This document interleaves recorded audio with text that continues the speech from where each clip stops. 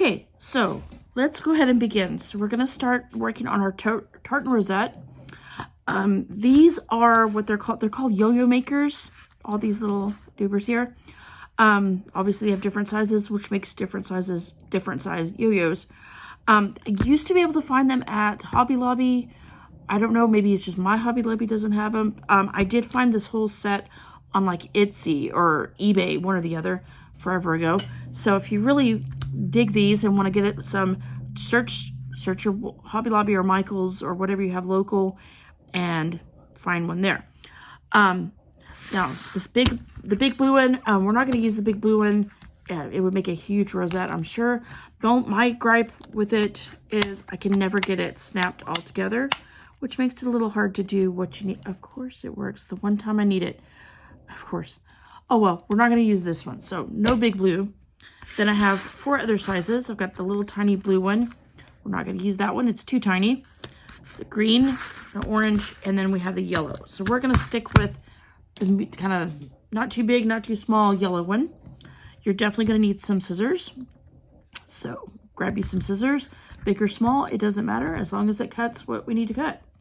You're also going to need some thread. So I'm just using some black sewing machine thread or sewing thread. It doesn't really matter. You want I would suggest matching it to whatever your fabric is, so it should match. And of course you need your fabric.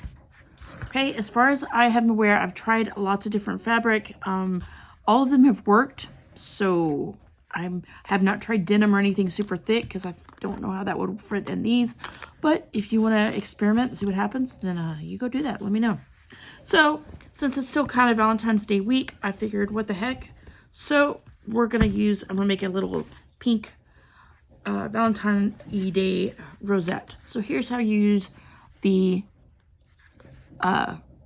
little doober here.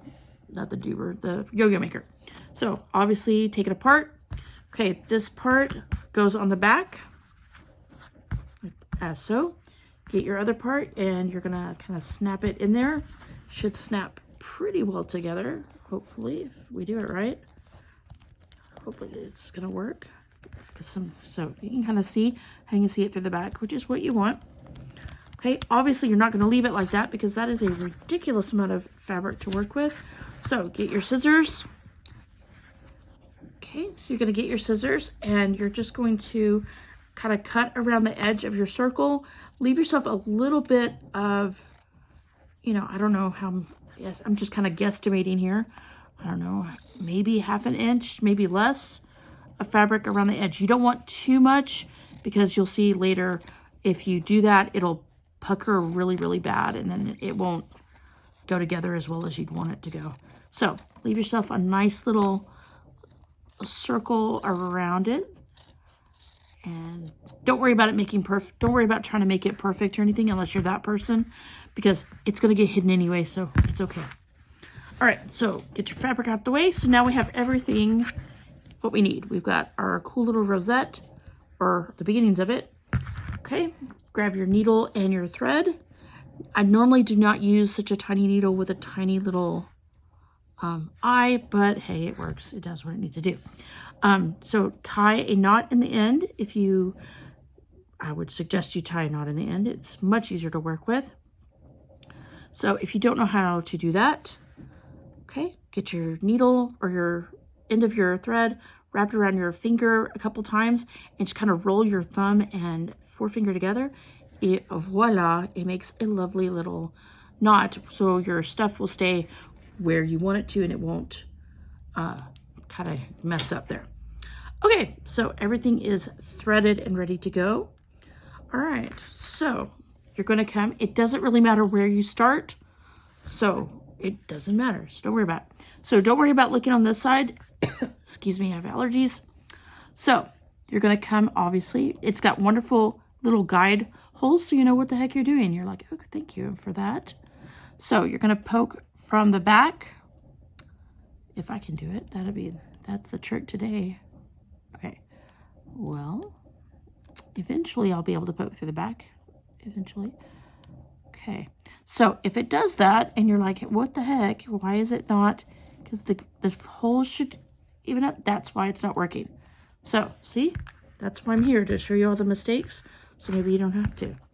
So, if that happens, just pop it out, no big deal. Twist it, you know, just turn it, you know, probably barely anything.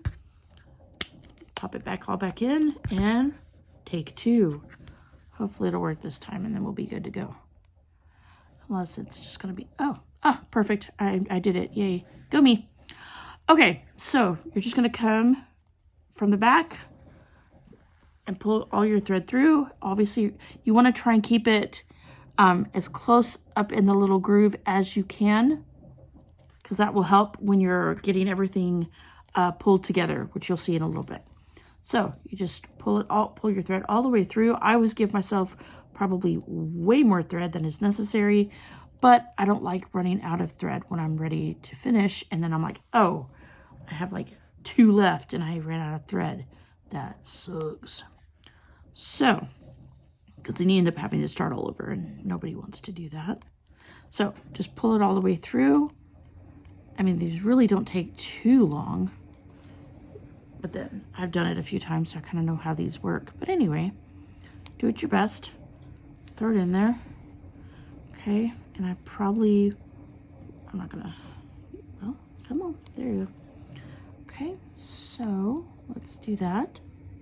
And I'll speed up and we'll get to the end.